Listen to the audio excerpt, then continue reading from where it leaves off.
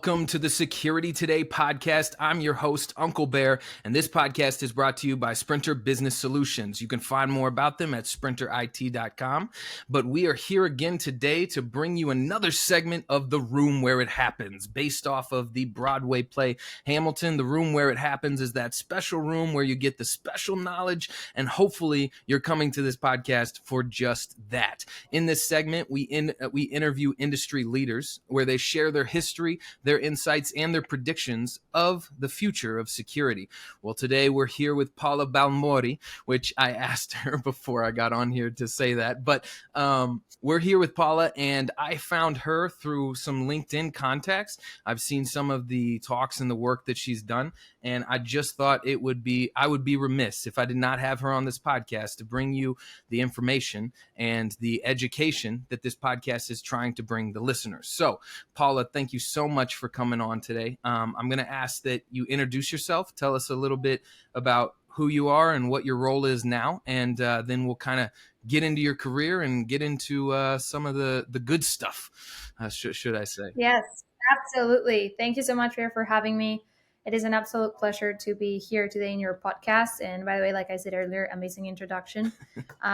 Really impressed with that. I'm originally from Spain. I'm an architect. I'm currently the global director of security design at Brivo, which is a cloud-based access control company that I would recommend anybody interested in security access control and anything related with physical security technology to go check us out, because it's a phenomenal company that I am extremely proud and happy to be part of.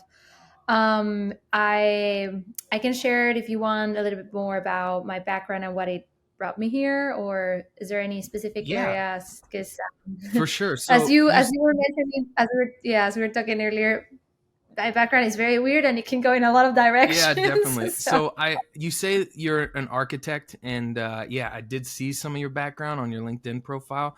So I guess from the very beginning, what got you interested even in architecture? How does that story start? Yeah, so, well, I actually always knew I wanted to do architecture. It was kind of like a no-brainer for me in that sense. Like, it was always architecture, and I knew that was the path. Like, very early on in my career, at some point, I thought I was going to be something related with architecture and fashion, but that quickly shifted and changed during my undergrad, because my university was in Spain, but each year I was studying abroad in a different country. And I ended up one of the years going to San Diego, where I actually ended up extending it because I loved it so much. And there I met a lot of people, and amongst those people were a lot of Navy SEALs, where they started telling me their lives overseas and abroad. And my architect brain was like, wait, all these like people that are risking their lives are sleeping in this type of facilities, and this is the architecture that is quote unquote protecting, or is supposed to protect their lives, which wasn't. It was the military infrastructure that is still to this day. I mean, it's evolving slowly and better by the day and by the year, but it was pretty much the same that it was 200 years ago. And so ever since I discovered that that was a problem that needed to be fixed, I took up every opportunity I had, like during my undergrad, during my grad, during all my theses and everything, to try to solve that issue and how we could integrate and bridge that gap between architecture and security. So again, as I was saying, all my academic field and background was focused on doing projects related to physical security design. And then the internships and jobs that I had until now have been all related to educate myself from all the different perspectives, from the integrator side, from the architecture side, from the I don't know, from the most necessary fields in architecture that need security, and that's why I ended up going to work in Kenya for the Spanish Embassy and United Nations, where that is it's not like should I want a little bit more security here for this fence or not. That is like absolutely a necessity to have certain projects there secured with design. And so I wanted to ensure that I learned from all different aspects. And then I worked for a multifamily architecture firm in the US, and then before, like previous job, I was working for an integrator. So again, I wanted to educate myself in all the different parties and stakeholders that take part into securing buildings. So I would educate myself in that sense, and yeah, and in that path has also taken me to do the security podcast, the future of security podcast that I did a while back ago, to surround myself and network with some of the most intelligent and amazing humans in the physical security industry, to create a nonprofit for the Security Building Design Council that I will recommend all of you check out as well, and to be part of the board of directors of the USEPTID Association. But yeah, a few fun things that I love it because I know it's a problem that needs to be solved, and I'm very honored to be even slightly part of the solution. So from a very early on in your architecture career, you had a passion for involving security into that architecture? Yes, yes. Well, I would say that at the beginning, I didn't know that that was a thing. At the beginning, I was like, well, and I will say that in all, probably a lot of your listeners already know this, but architects in the what we call the AEC industry, or the architecture engineer in the construction industry, are completely pretty much unaware, because they are uneducated in the sense that in the academical backgrounds that they have, and even in their everyday today jobs, like they don't they are not educated on that. There's no part of the curriculum. It's not part of what they need to. I remember when I started bringing up to my professors, hey, like I want to actually develop a military base, a forward operating base in Somalia, and that I want that to be my thesis. And they were like, why don't you do, I don't know, a bread factory in Little Italy in San Diego? I'm like, no, I want to do a military base in Somalia, which, again, a lot of people, like my professors didn't understand it, didn't see the value. And now years later, I'm so happy I didn't listen, and I listened to my heart and what I felt like it was the right thing to do, because now it has led me to the job of my dreams and to do things that I love every day. So That yeah, that's kind of like how it shifted. Yeah, that's awesome. So that took you to, and you just touched on it a little bit, but I am very curious about it. When you were working for the Spanish industry in Kenya, what did that look like? What sort of things were your daily routine? So okay, so this is super funny because people are like, how did you get that job?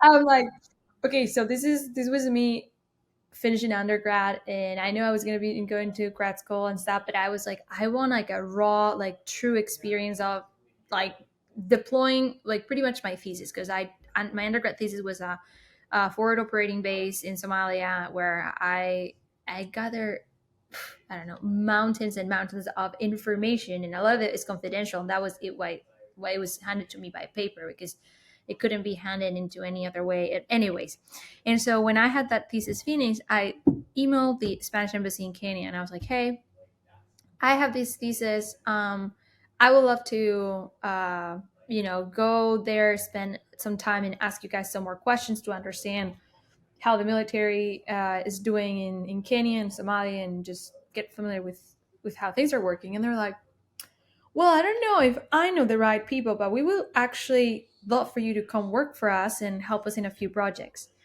And I was like, ah, that's even better than I could have ever anticipated.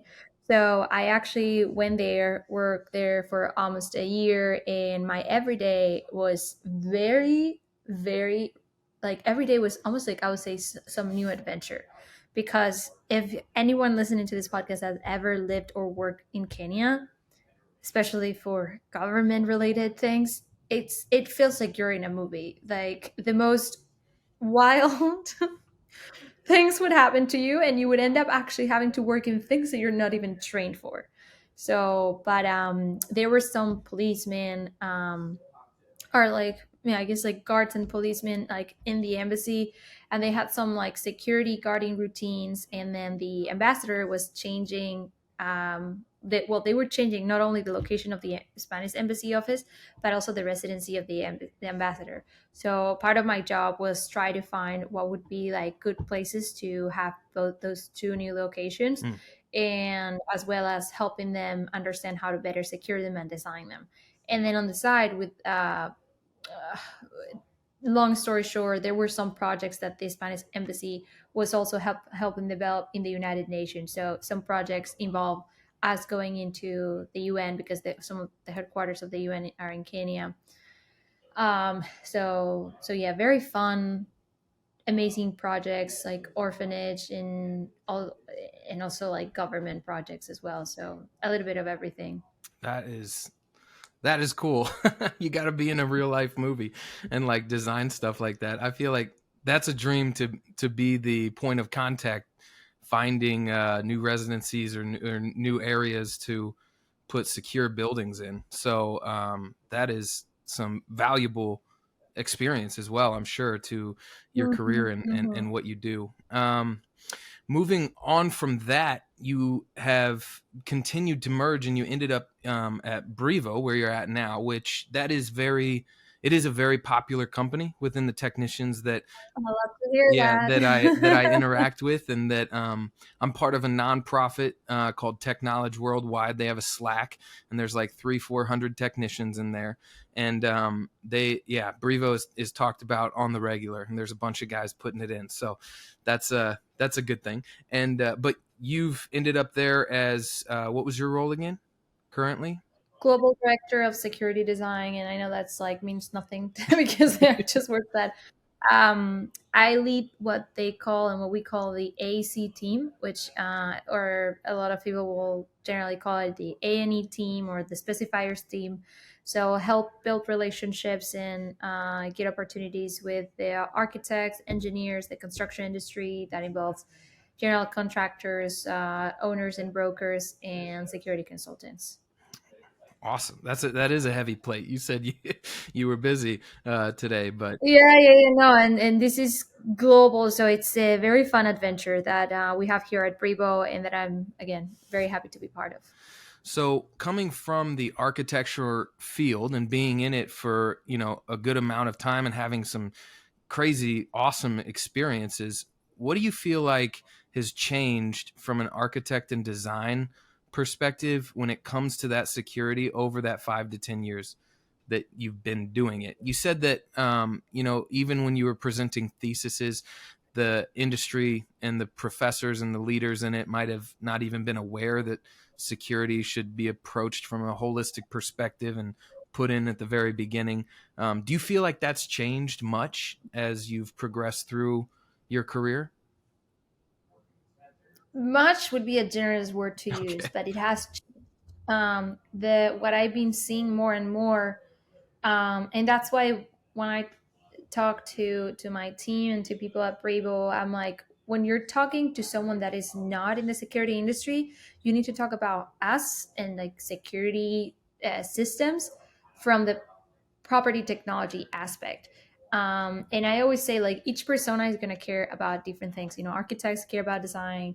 Property owners or real estate brokers, they care about the ROIs that our technology can do for their teams, their businesses, and their properties. The low voltage engineers are going to care more about like the efficiency of the integration and the installation. The security consultants are going to care more about the services that we can offer and my team can offer to them. So again, like it all they all like these personas in the AC world, they slightly care about different things, but it comes up in terms of the whole industry as how they are perceiving now security versus a few years ago. I will say that they care now more because they understand a little bit better, but always when we are presenting it to them, we need to talk about it as property technology, because that's what they understand and that is what they care about. And when we're having conversations, if the first thing I say is, oh, like what are you doing for access control, they're gonna be like, couldn't care less. I'm not going to give you a time of the day to talk about access control here, but they're like, how are you enabling or making the user experience of the occupants in your design more desirable and improving their well-being in your spaces? Mm. Then an architect is going to be like, oh, well-being, occupants, like those are things I do need to care about. Access control, car reader, no, but the well-being and the path of travel of people in my space, yes. So, and that I get to be more sustainable because I connect the access control with certain IoT devices that regulate the smart devices like the HVAC systems or the electricity. 100%, because that's going to give me points for my LEED certification that helps with the sustainability of the project. So you need to know who you're speaking to and how you're presenting it to them. So I would say they are caring more and more about technology in a building, but not specifically security. But the thing is that security is part of that technology bucket. Yeah. And you have to, what I hear you saying is that you kind of have to, in a sense, paint it in the light that they understand, or paint it in the communication Mhm. that they understand. Always, Um, always, yes. yeah. And I think that that probably breaches itself all throughout the security process from the very beginning to the very end, because I know for a fact that when you're talking to maybe the decision makers or the C suite that you're putting security in for into their building, you're talking to them different than you're talking to the technician who's actually, installing it onto the building. And so yeah, that's a great point. And I also really appreciate that from the avenue that you came from, you can see security as that holistic thing, a longer life. And I think that a lot of the listeners to this show are usually technicians, and then hopefully we have some other people out there too. But those technicians oftentimes just see the end of it. They just see where they put it in, and they service it and they maintenance it. And sometimes it's hard to convince that side of the scale or that side of the coin that there is more to security. And it's almost like it's the same battle that you're going through on the other side to convince them outside of design and outside of the architecture there is more to security. And it's Yep. kind of fighting from both ends to get that holistic picture. So um, Hmm. I can resonate a little Yes. bit on that. Yeah. That is so true. And yeah, I don't want to go down this rabbit hole, but there is, I would say access control is just an enabler of many features that are going to make your space better, smarter, and more efficient. So that's Yeah. the thing that people don't know. Now, one thing that you also mentioned about some of the accomplishments in your career that you were running through is that you sit on the board for SEPTED. Mm-hmm. The Accepted Association Yeah, run by Art Hus. definitely. Shout out to that man. He is putting the word of accepted out there, and he's doing a phenomenal job with his wife Joelle. I have so much admiration for them, and what they do is amazing. And I actually wanted to announce that there's going to be the second You Accepted event happening mid-February, I believe, and you can check it out in our website for the association, the You Accepted Association. And I'm sure I will be sharing it on LinkedIn. But it's going to be a phenomenal place to network and connect with accepted professionals. And if you're interested, especially in crime prevention through environmental design, there's going to be a lot of great presentations for you to learn and again connect with subject matter experts in that conference. Yeah. And so when I got my as is PSP, there was a whole section in the study guide on SEPTED. And that's kind of where I was introduced to it as well. I try to, in some of the education and some of the podcasts that I've put out prior, I try to curb it to once again talk to that technician and get them to understand that they have these concentric rings of security, and they need to be putting as many barriers in place from the perimeter to the asset, and trying to work that in. So please, can you kind of tell us about SEPTED? I know you just mentioned it means crime prevention through environmental design, but can you expound on what that involves for some of the listeners on this podcast? Yes. So septed, and again, just to back it up a little bit to explain to everyone like the importance of septed. Um, when we are designing a building, there are different concepts that can drive. the design. It can be that you're thinking of the context and you want it to be similar to the colors of the mountain and the landscape where you're locating the building. It can be the form follows function, where what is going to happen inside the building, meaning it's going to be, let's say, a factory for Amazon needs to be very oriented towards what's going to, where the machines are going to go and what's going to be happening at the space. So that's why you have a bigger area and whatever, however you're designing it. So with that being said, security has never been part of a concept that helps drive design, and that has always boiled my blood because there are certain projects where it should be one of the number one concepts that drives the design. And that's why having septed at least as slightly part of what drives certain projects should be almost fundamental. And that's why with the Secure Building Council, that's what we're trying to change, that I can expand on it a little bit. But septed are the design principles that helps designers or security consultant that comes to make some design changes into a project, or whoever is taking the lead on that, shape the physical spaces, the physical buildings, to make them more secure. There are four principles and there are like a bunch of different techniques, but let's say, just to give you an example for everybody that is like, okay, I don't still understand what the hell, Paula, you're talking about. It can be, let's say, like my main door, the main entrance of a building is facing an extremely busy road.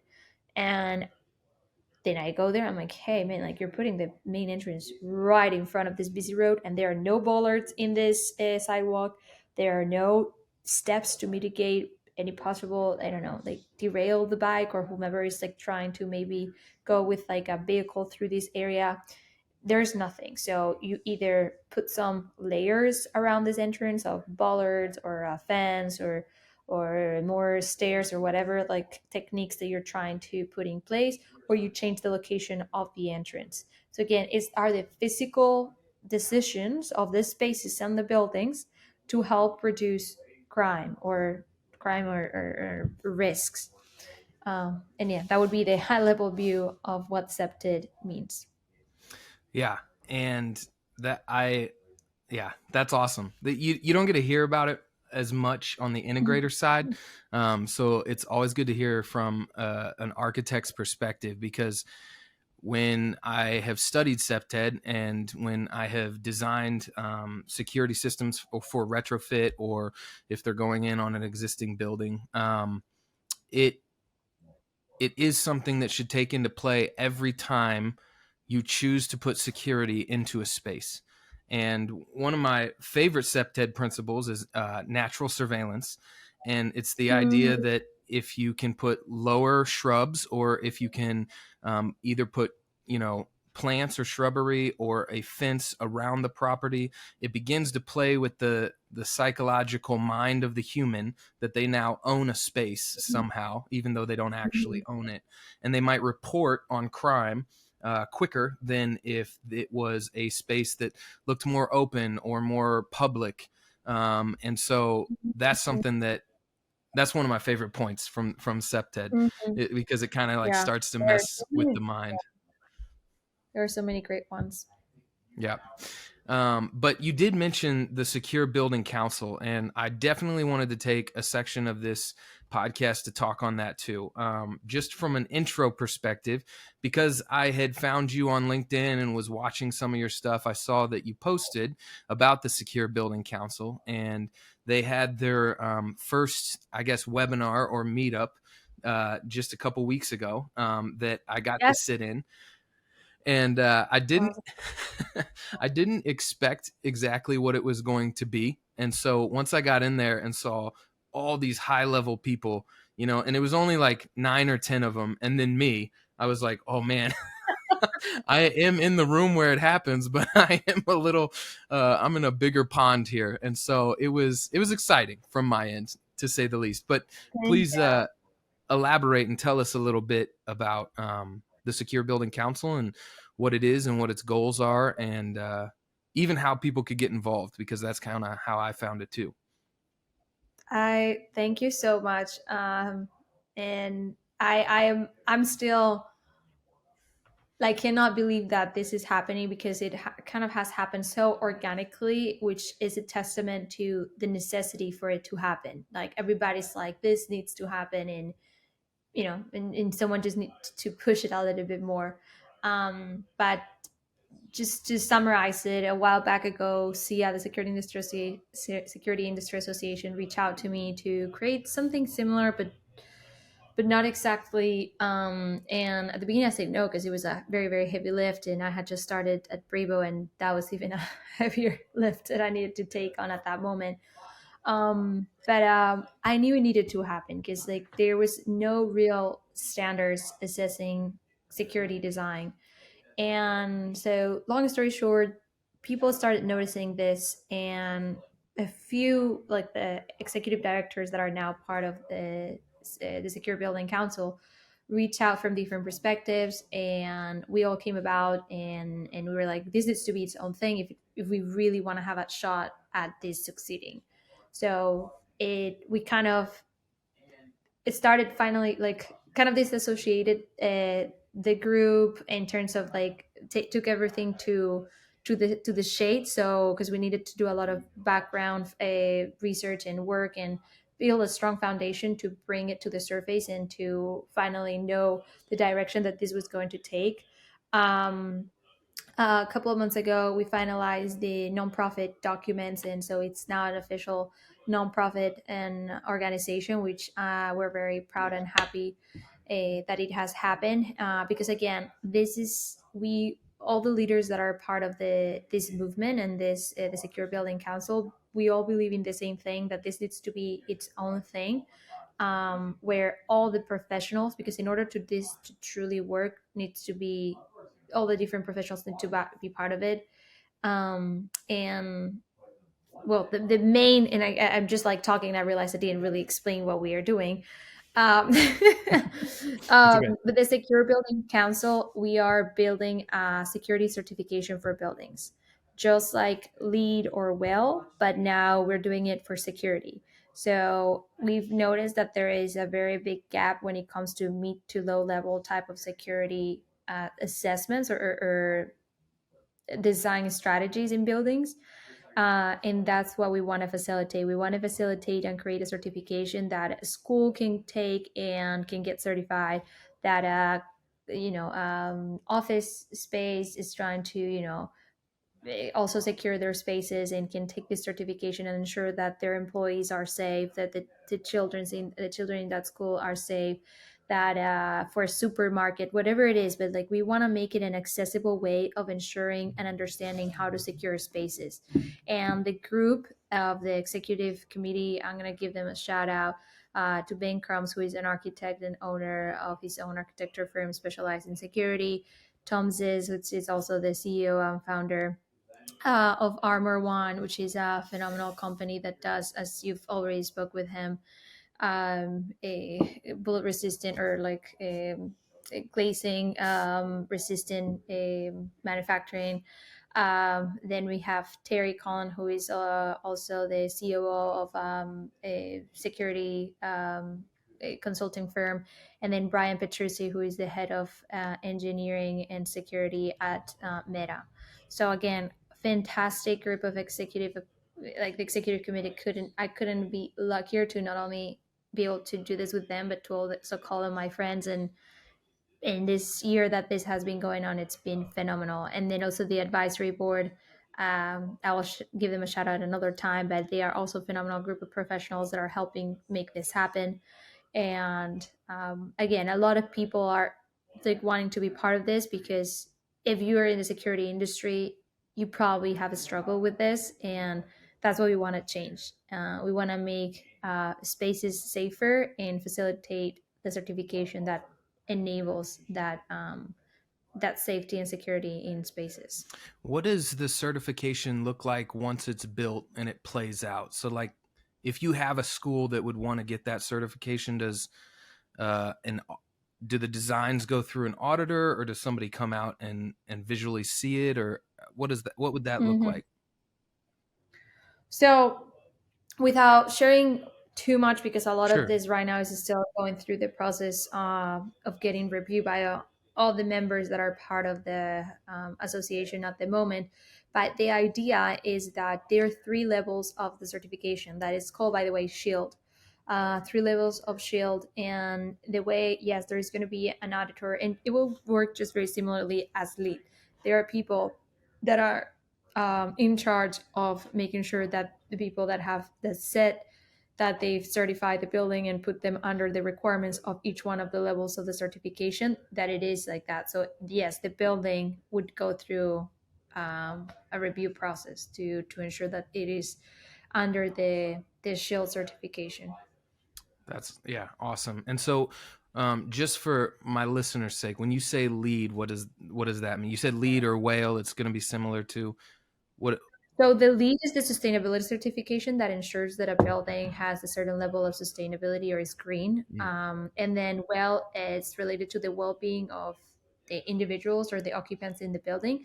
And it has certain things that improve the well-being of the people in the space, like bigger windows, airflow, and greenery, and things like that. So those awesome. are those are the two top certifications for buildings right now that I would say are dominating the market and helping shape better cities and better futures. And with the Secure Building Council certification, if someone wanted to get involved with that, what would be a good way about going to do that? Yes, go to www.securebuildingcouncil.com and you can follow there all the information. You can also subscribe to the newsletter if you just want to hear the updates about what we're doing and kind of where the next steps of the shield certification is going.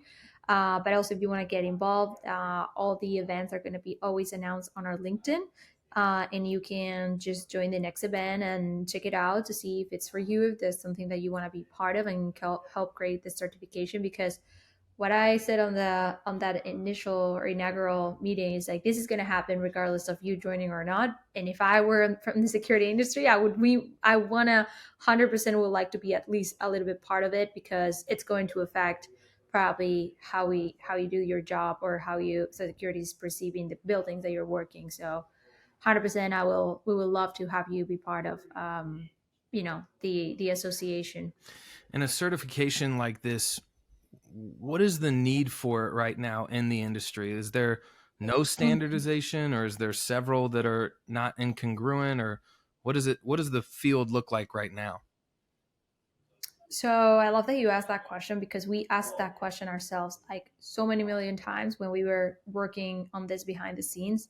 And we were like, okay, some phenomenal people, including people that are on the executive council, they've tried this in like different ways through different routes. Like, for example, Tom was part of the security group and that was part of the International Building Council, which is the sorry, International Building Code, which is the association or the code that the buildings and the architects need to use to create buildings now in 2023, well, and for many years before that. But that's the code, the regulatory code by law that they need to follow.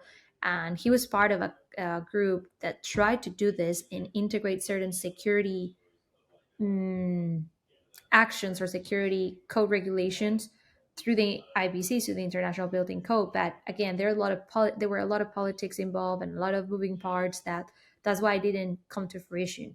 And then other associations or other things that have tried creating accepted standards, they have always kind of two things. We realize they've always been kind of a recommendation. So because they were recommended and not truly enforced in any shape or form, or at least rewarded in, that's why the certifications are kind of like a reward for like, hey, you've done a great job.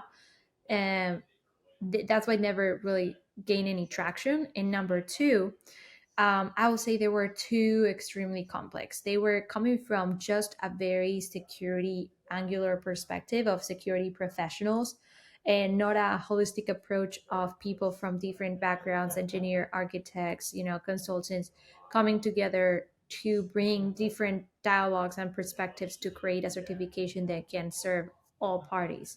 So I would say those are the two things that have prevented this from coming into fruition.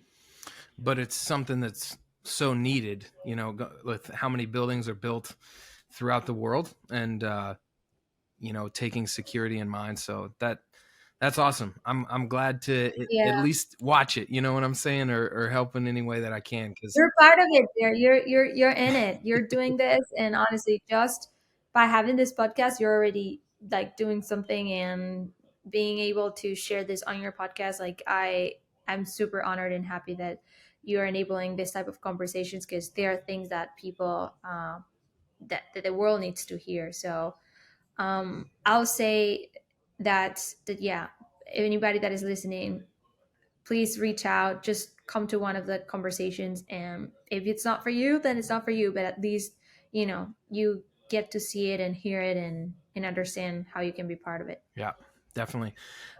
So moving forward, kind of from a future standpoint, because that's one thing that I really like to hit on during these interviews as well. What, from your vantage point, with your architectural background and with where you're at Brevo, can you maybe elaborate on where you think security is maybe headed, in the next Mhm. 5 to 10 years? I'm sure that involves secure building council, but what what does it look like from an architectural standpoint of security and where that's going in the industry? Sure. So I think two things, and this was said by Steve Van Til, the CEO of Brevo, recently on the summit that we had a few weeks ago. But AI, number one, and I'm sure a lot of your guests say AI, and but that's the truth. It's just like there is going to be a lot of fantastic automation happening, thanks to the help of artificial intelligence. So I'll say that's number one thing where all of our technology, in terms of especially security technology, is going to have AI integrations. And I will say, and again, taking it from my architectural perspective, building design in access control and security technology is gonna be like the next thing for efficiently design buildings efficiently. Mm, And what I mean by that, and what I say, and honestly, this has already happened, but I know we're gonna start seeing it more and more as people start to adopt this technology better into their design processes, and is that access control and security systems, as probably many of your guests have said here already, has a lot of data that is not really being utilized by all the parties that could benefit from that data, mm, in terms of how people are accessing the spaces, what spaces are being used more, what areas are having more foot traffic, etc. A lot of things. And what I seen happen, and that is phenomenal, that Rebo and our sister partner company Eagle Eye can do and enable through artificial intelligence and all the data that our systems gather, is help bring that information in certain pieces of information to the designers and the architects and the owners of buildings. So when they are designing, let's say I'm designing a factory for Amazon, and I want to bring the most efficient way of creating a floor plan. And I already have two other sites that have a similar layout, but I want to see how I can improve it. So the data gathered from those two previous sites can be implemented in the design of the next one. So we can create a dashboard in our software to analyze that data and be able to design better for the next one. So again, improves the business continuity of that company and that factory for Amazon. It improves the design and the way the architects think about when they are thinking about the next project. So again, there are a lot of ROIs in tools and things that can come from the data from security systems that the design world and the architectural world can benefit from. And that's one of the areas where I think that in the next few years, the AEC world is going to benefit a lot from the property technology, and they're going to learn how to use them.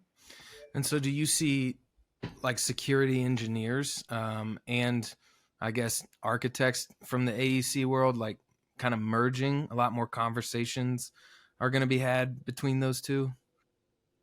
Yes, I always joke that that now it's gonna know, or the construction world is gonna refer to us as the MEPs, because it's gonna be mechanical, electrical, plumbing, and security engineering.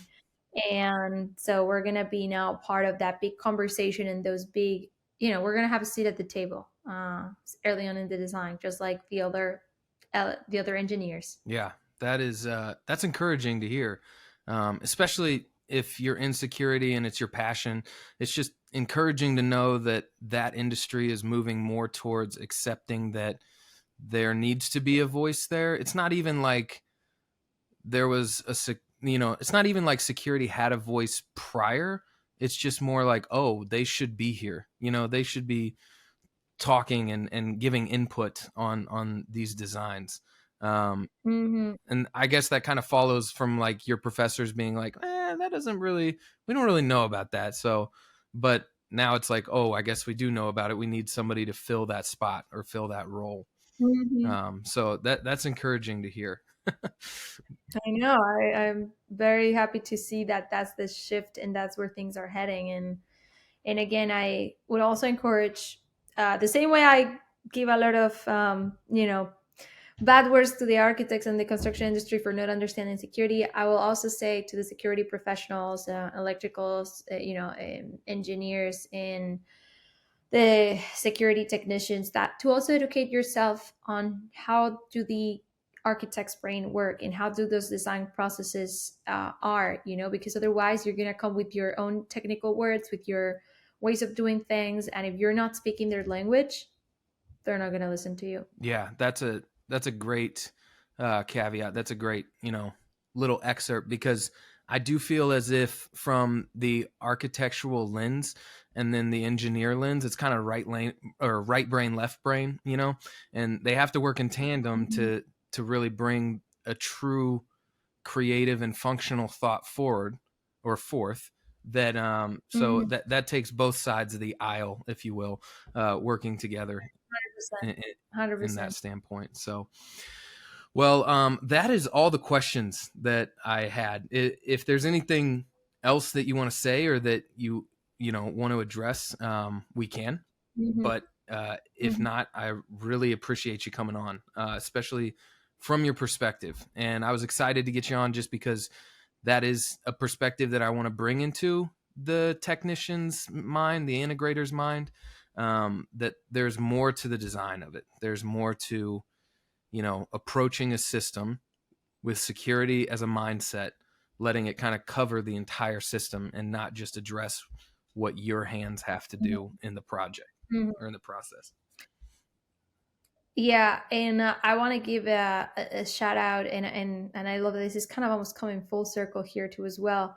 Um, that there are companies that I'm seeing that are starting to do well. They've been doing really well, but they're going to continue to go in that direction and going to continue to do really, really well, like ADRM or C beta, in terms of being kind of the next version of security technology design, Mm-hmm. because they understand this gap and the benefits of understanding design and security all in one, and being kind of that point of contact, or that point for solutions coming from both perspectives. So I will encourage you, if you were saying that you have a lot of listeners that are technicians, that think about, again, security design and SEPTED and those benefits of truly integrating the security properly in the design, because that's what's going to make them differentiate themselves from any other integrator. Like how are they really becoming part of that design? How are they elevating that integration?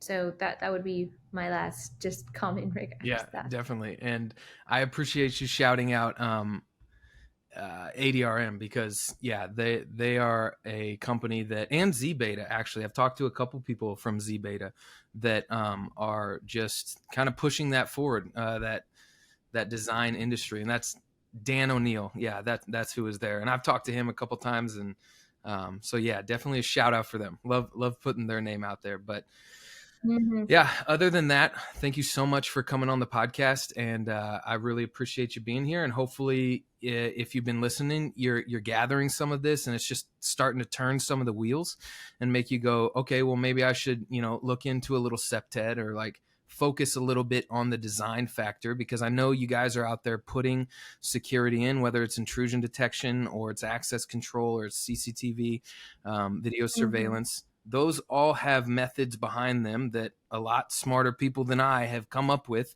and put in place. And it does take a little bit to go out there and find.